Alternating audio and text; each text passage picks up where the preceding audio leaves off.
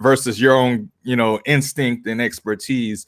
Would this be more geared towards maybe assistants that are helping out in the business, or and particularly what user in that business would use this? Yeah, that's a great question. So actually, in a business such as ours, where we don't actually go out on job site, we rely on our team members to price jobs correctly. And sometimes that can be very subjective. One person can look at a pile and think that it should be cost this much, and another one look at it and say it costs this much. And so when a job is overbidded or underbidded, we lose revenue. So with an app like this, we kind of take the guesswork and away from our team. Therefore, we see an increased revenue. Uh, well, the actual revenue that we expect to make from a job of the scope that the team arrives at. And then, of course, bidding a job is, it takes experience, and a lot of times with labor issues and things like that, you don't always get the train. The person doesn't get the training that they need, because it's generally something different every single day. So when you automate something, you kind of take the guesswork and you kind of alleviate your team from having to figure out what the job should be bidded at. And therefore, we don't risk losing revenue because the job wasn't bidded correctly. And that is actually a problem throughout the industry, because every single day I talk to junk removal business owners and they're like, what would you charge for this? And it's based on the picture. So when you can automate it, it would actually make it a lot easy and very seamless and very transparent. One more question. So I'm Sure. I'm a proponent of the minimum viable product, meaning providing something that is the minimum, service. Why have you tried being bidding on jobs for other people and getting them to send you their pictures and providing some type of estimate, as a service for other companies, and having that one expert? Yeah, That's it. so one of the things is that you when you're looking at a picture, it can be subjective depending on the angles and things like that if you don't have a reference point. So we have bidded, we when we started our company, we did bid sometimes based on pictures, and you it was underbidded. We lost money because of the way the angle. So I feel like if you have an app that makes sure that you have, when you have like a Google Lens or a smart measure that's utilizing some kind of points of reference, then it's going to provide you with the measurement that you need in order to make sure you know how big that pile is. Awesome answers, Sabrina. There's two questions from the judges. They loved your presentation. How will you find partners, and who is your target customer? Okay, so initially, my target customers, of course, is junk removal business owners. But as I think about it more and more, in the waste management industry is huge. And one of the things, like currently, Escambia County is taking bids for like debris removal during like a natural after a natural disaster, and it's really kind of subjective the way that a company can bid on it. And I think it would be really great if those municipalities have a way of utilizing an app such as the one we're looking to develop, where that contractor that they've hired to remove that debris can take the picture and they can assess how much it was. So therefore, they're not getting receipts and things like that. And perhaps the contractor kind of, cook the books a little bit, if you will, and they know exactly how much debris was removed and they paid the right amount, and that municipality is not being overcharged. It can happen with the bulk pickups and things like that that the cities and the counties do for their residents as well. Yes. And last question from Brian. What is the plan if the photo and real site trash amounts are different? Well, the plan is that the photo is utilized as the estimation. Is not the that someone um goes out there and overrides it. That's why I stated that what will happen is that the business owner will set up the parameters on the back end, like whether or not they want the estimation that's received or to be able to go over or under 3 to 5% or whatever. And then there's also, because it could be a pile and a photo that can't capture some things because of the imagery or whatever. So if you start to remove things off the pile, then say if there's tires underneath it or what have you, then the customer would have signed sort of a a contract where they say, hey, if there's these kind of materials underneath here that we didn't pick up in the initial picture, you'll get charged the additional amount. Wonderful job, Sabrina. Thank you so much for your presentation. We're going to Thank ask you. you stay backstage and as we go to our last two presentations. All right. Thank you so much. Yes. All right. We're going to have our next presenter, Quinn Bro, with The No.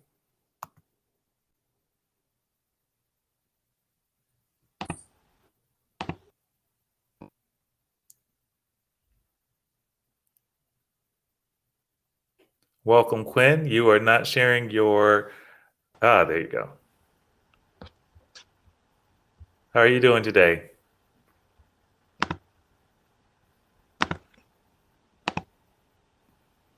Okay, we have your time is starting now. Good evening, everyone. My name is Quinn, and I'm the founder of The No.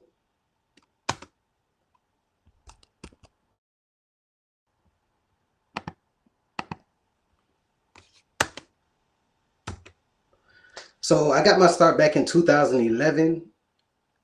In my undergrad years, started out throwing events with my fraternity. From there, I branched out on my own, and from there, once I branched out on my own, I don't think it like it.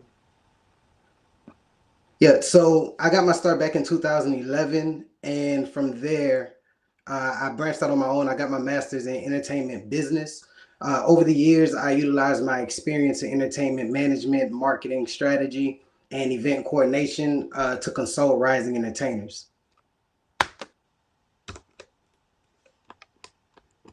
So what's the problem? There is not enough platform. There is not a platform that can streamline the entertainment business for artists and musicians. So what we plan to do is collect social and streaming analytics, secure payments for services provided, and build and expand networks. So we did a market survey and we found out that most entertainers have 3 to 5 social platforms and are currently streaming on 7 or more platforms. They also believe that payments should be made easier, as well as analytics should be in one location.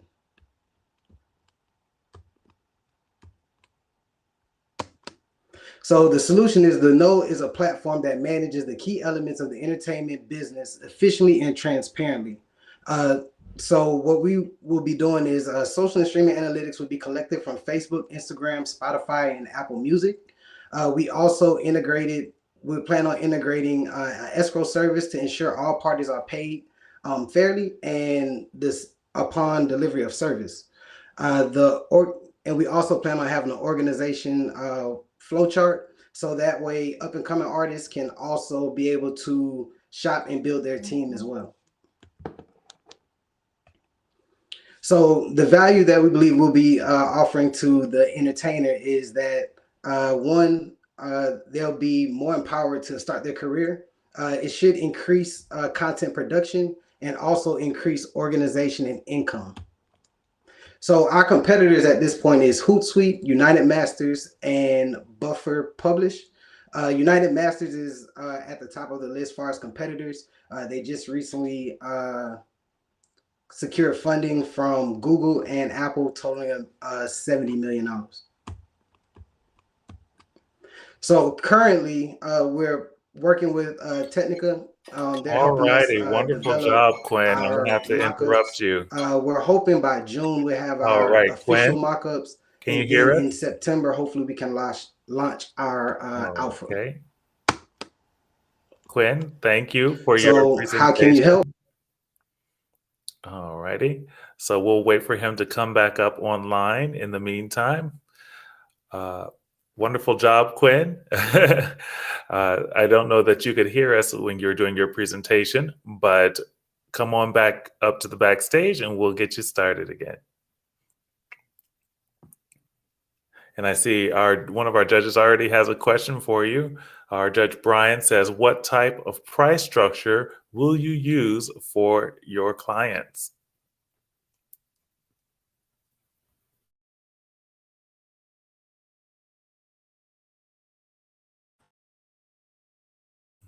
Welcome back, Quinn.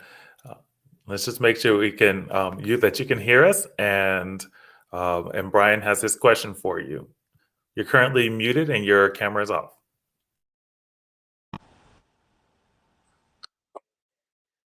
All righty, we can hear you and see you now.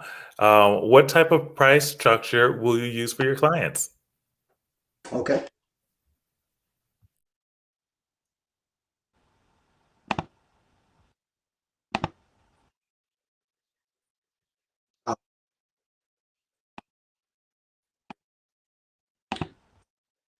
Yeah, so current, can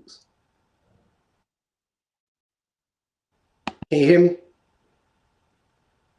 Can you hear me? Hear you. Yes, we can hear you. Yeah, so the price structure would be a monthly subscription.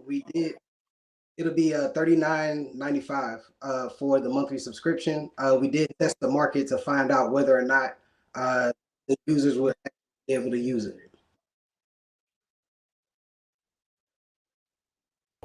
Great job, Quinn. We're waiting for a few more judges to come up with some questions for you. So just hang out here for a few moments. We got about 4 minutes for questions. Dee Dee has a question here. She states, great job, Quinn. Are you aware of how the blockchain is offering musicians the ability to release and offer and mint their music?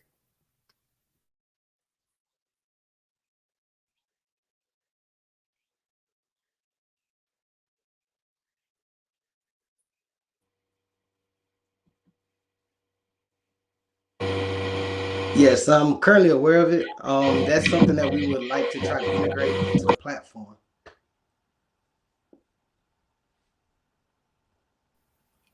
Awesome, awesome.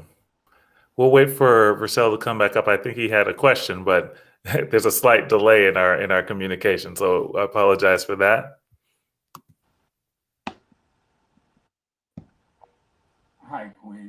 Great job. I understand the $39 subscription fee. How does that differentiate you from your competitors?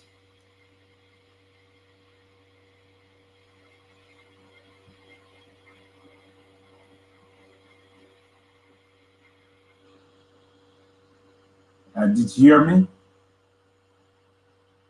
Yeah, so most platforms are offering a subscription base.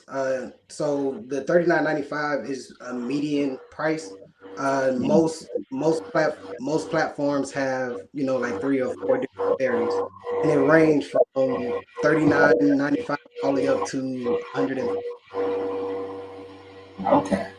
All right. Thank you. Wonderful. Thank you so much, Quinn. You did a wonderful job. Wait backstage for us, and we will have you come up. We now are going to move forward to our final presentation of the evening, and that is Kimberly Snowden with her startup, Guided Inner Growth. Thank you so much, Quinn.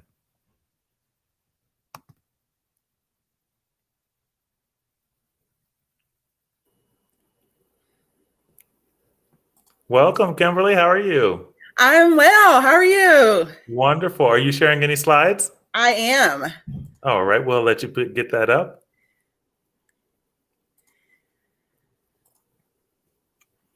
All right, your time is starting now. Good luck. All righty. Hello, everyone. My name is Kimberly McLaren Snowden. I'm the founder and the owner, as well as the lead instructor at Guided Inner Growth. I'd like to talk a little bit about Elite Administrative Professionals course. The course that I created is my intellectual property that I am currently pitching to a few different sectors, the federal government, state government, as well as small businesses. So what Elite Administrative Professionals course is all about is basically turning frustrated managers and admins into satisfied and efficient team. And how do I do that? What happened was that we saw the problem that a lot of managers, companies, organizations hiring administrative professionals based solely off of their resume and not knowing exactly how skilled they were. And then they come to find out they weren't as competent as they wished that they would be. And so how do I fix that? You have someone like me who's a subject matter expert, an instructor with over 20 years of experience in this particular field. And so I provided this course to fix the problem, allow management to get in front of their problem and not have that negative, negative ramifications of untrained and incompetent administrative professionals. So how it works is basically I provide this course. It's a pretty straightforward revenue model. Providing this course, we run them an invoice, they swipe their card, and basically I collect some info, and we have satisfied customers. They continue to spread the word of how great this course is. So the revenue model is a 3-day training, which I've done many times for my employer. 22, people in the class is a minimum, 24,000 per training course. That may sound like a lot, but trust me, that's pennies for the federal government. This is an easy credit card swipe. And just having one training per week will provide a revenue of $1.2 million annually. Could you imagine that? So the overhead for an educational training like this is very minimal, very low. I basically would just have those materials that I would need for coming into the classroom or also online and providing workbooks and such, and then just going forward with the training. So again, I said that my target market was the state government, small business sector, but as you can see here, the federal government agencies are what I have highlighted in blue there, because that is who I'm really going after at this particular moment, trying to gain contracts. Wonderful job, Kimberly. Wonderful job. I have to cut butt on into that wonderful presentation. Okay. The judges are coming in with their questions. Brian has one first for you. Is the training online or in person or both? It is both. My expertise really comes in the classroom. I love being in the classroom, but of course, COVID has pushed us to be a lot more competent online. And so most of my training and material is in person as we're getting back to it. I work for the federal government right now, and we're still doing classes in person. So it just makes me very, excited that I can get in there and do my trainings.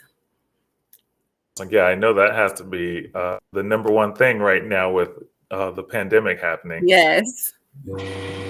Vercel has a question for you. Yes. Hi, Kimberly. I have a question about intellectual property. Yes, sir. Was this wholly developed by you? And do you have the IP license or this sort? So I do not. So that's a great question. I do not have the license for my IP, but this was solely created by me. I've been teaching talent and development, professional development skills for many years, certified through other companies. So I have certifications, but for this particular course that I have written myself, I have not gained a license for it. So that would be part of what I'm doing in this stage. Okay, my quick follow-up. What's to keep someone from copying your content and delivering the course? Well, that's part of my startup process, in getting everything like really solidified in that way, like you said, licensing it. But I guess nothing would, other than me being able to put my copyright seal on everything before I put my material out there. Okay. Thank you. Yes, sir. Thank you, Vercel. Takesha Sanogo, our DD, our judge, she says, you are awesome. How will you scale your business? So scaling from what I perceive and what I see right now would be pretty easy. Definitely starting out as a solopreneur. I personally have taught just by myself as one of the lead instructors on one of the biggest military bases in our country. I have taught myself thousands of people, many classes by myself, including workshops. So I would definitely feel confident in being able to do my own. And then scaling it, I would just hire more instructors. I would hire more instructors, and then therefore I wouldn't have to go out and continue to teach every class, but definitely would be able to do it up front. Go ahead, Jabril, with your question. Didi literally asked my question. So great presentation, I will say. So yeah, and it was around scaling as well. So with the long-term goal at any point involve going back virtual and being able to scale around some type of virtual lessons, even if it was modified in a different way, I'll present it in a different way around the curriculum? Absolutely. So when you think about companies like that started out with just a name, like you think about John Maxwell, Dale Carnegie, Franklin Covey, you know, those big companies that started with a name and now they've scaled to this major corporation. They all started from one place and now they're able to do multiple focuses, right? Because mine right now is administrative professionals, but now they're able to do multiple focuses. They're able to do all over the country as well as online and in classrooms. So that would definitely be my goal. And that would, you know, scaling possibilities are endless at that point. Wonderful job. Thank you so much, Jabril. Thank you, Kimberly. This has been our presentation. We're going to ask that you all go on backstage and get prepared for networking and the session's time. You can unshare your screen now, Okay. Kimberly. Great job and best of luck to you. So this is our time now. The judges will be back with us at 8:05 for the awards presentation. In the meantime, we encourage that you click right there to the left of your screen, the networking tab, so you can begin meeting the people that are here and watching the presentation with you. Feel free to also explore the Expo tab as well, and we will meet right back here at 8:05. Thank you all so much. And all the contestants, you all can definitely stay back here as well, or you can join the networking, but just be sure to use your backstage link to come back on backstage.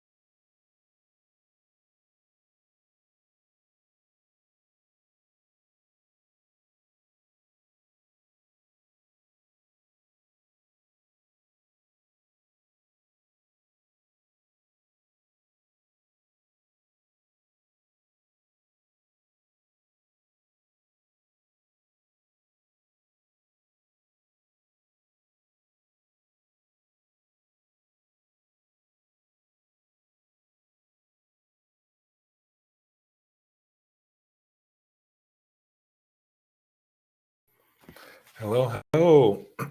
Welcome back, everyone. As we all make our way to the seats, we're waiting for our final moments for the judges to come forward and for Lloyd Senior to come forward with the announcements of our winners of our 2021 Spring 2021 Founders and Future Founders Pitch Competition. We are so grateful for our sponsors, Innisfree Hotels, and others who have donated the money for the prizes as well as their time, restreaming with Bantucola, the Chamber from Pensacola, the SBDC, and the Gulf Coast Minority Chamber. We appreciate you all for coming out today and supporting us. I'm still waiting to hear the last few bits of deliberation, but I appreciate you all being backstage, ready to go. Give me a minute to write up the checks, please. Oh, writing up the checks. Now that's something we all want to hear. Absolutely, absolutely. I can't wait to hear how everyone did, how everyone fared. I saw a few happy birthday comments for Dr. Sandra Wimborne. If y'all throw a few more in there, that would be much appreciated.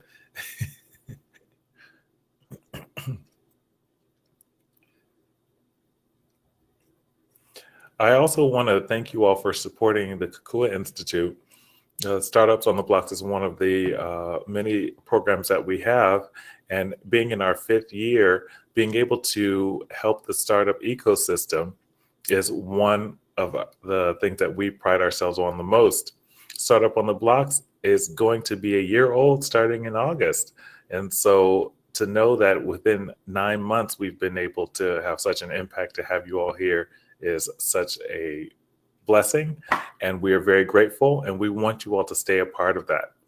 It takes each one of you supporting the work that we do to keep us moving forward. And we want to see your success. Every time you participate in our cohort or our pilot program or our pitch competition, or you are a presenter for our Thursday evening presentations, that brings you one step closer to bringing us Black, Brown, African American, Latinx, women, veterans. It brings us all closer to being a part of the startup ecosystem in this area. We all have a voice, and it's about making sure that everyone's voice is heard in this time, in this community.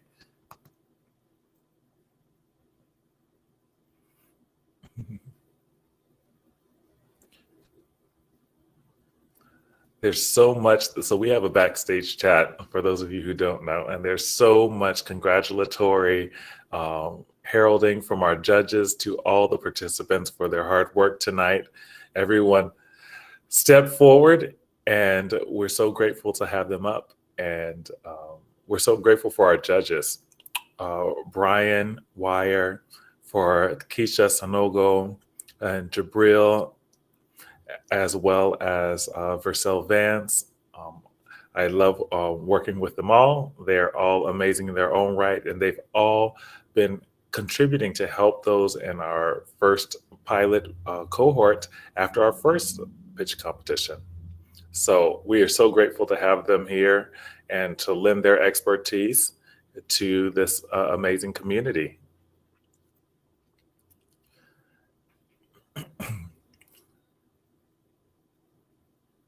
Wonderful, wonderful. All righty. Keep everybody in suspense here. It's over. Yeah, excited. So let me share my screen here. Okay. All righty. So we're giving out $2,000 today, and let's review the first prize $700, second prize $300.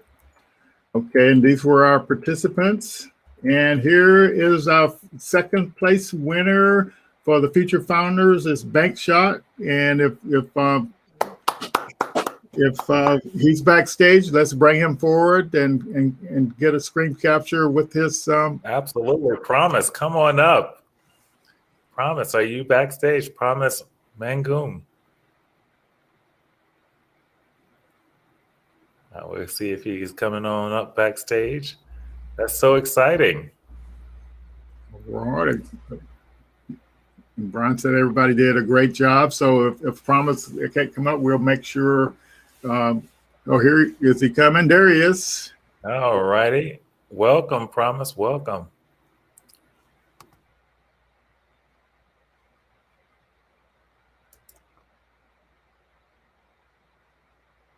Sure. Here is he coming? There he is. All righty. Welcome, Promise. Welcome. What's up? All right. Congratulations. So how do you feel? Ecstatic. Ecstatic. No, Right. for real. Oh, fantastic. That's really good. Yeah. And there he is. All right. Wait, sorry about that. Like, wait, can you hear me still? I can't. Yeah, we can hear you. Yeah. So that's we're glad, and congratulations again. And so just keep on learning and keep on applying for the pitches that are going on all across the country. And we wish you much success. Congratulations. Definitely. Hey, hold on a second. I'm sorry. Let me take a picture of this. This is awesome. Lloyd Jr., did you get a picture as well? Yes, I got a picture. Yes. Okay. Appreciate y'all. Thank you. All Thank right. you. Thank you. Bravo. Bravo. Okay. Next, let's see who we have next here for first prize for future founders. Car cover. Miss Jessica Griffin, if you would come on stage, please. Congratulations, Jessica, Dr. Griffin.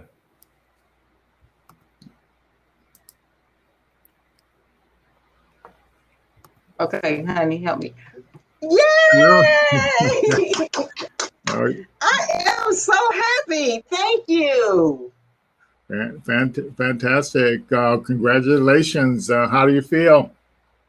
I feel blessed, Lloyd. I really do. You know, like I said to Lloyd Jr., I've been able to pitch by myself, and I just felt the opportunity to do something different. So I thank you guys for just having this forum where we can continue to evolve. Thank you. All right. Congratulations, Dad. You got a screenshot? Yeah, I did, Lloyd. I did. I got it. Fantastic. All righty. Thank you so much. Thank you. Congratulations, Dr. Griffin. Thank you. Okay. Bye-bye. Okay, so now we're going to go to our second place winner for pilot cohort. OGMA, Grover Brown, right. come on stage. Congratulations, Grover. Come on up.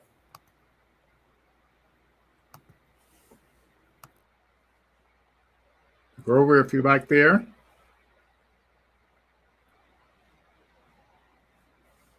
Oh my goodness, this is so exciting. Yes. Participated last year. This is so great to see him winning again.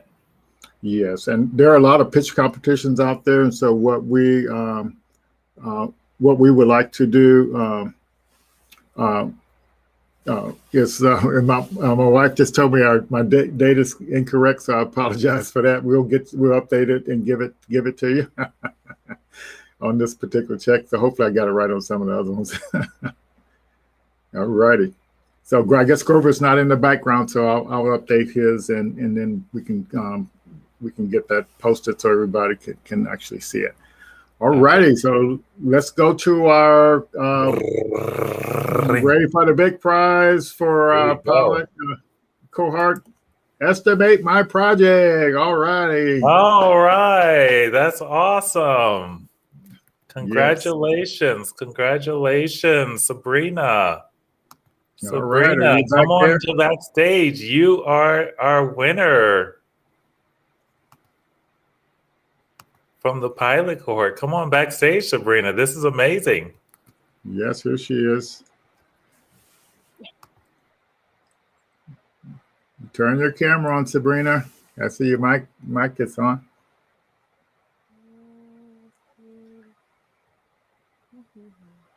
Hello, sorry. Hey, I all don't know right. what's going on here. Okay, so yeah, it's I think I'm shocked that my computer is too. okay. Thank you so much. All righty. Oh, Congratulations. So how do you feel, Sabrina? I feel so blessed. Thank you so much for all the encouragement to do this and to even let me know what startups was. I think I remember our very first conversation and I was just like, well, this is what I'm thinking. He's like, well, that's this startup. That's the idea. And you've just been, I just appreciate it so much. I have no idea why my camera is not working.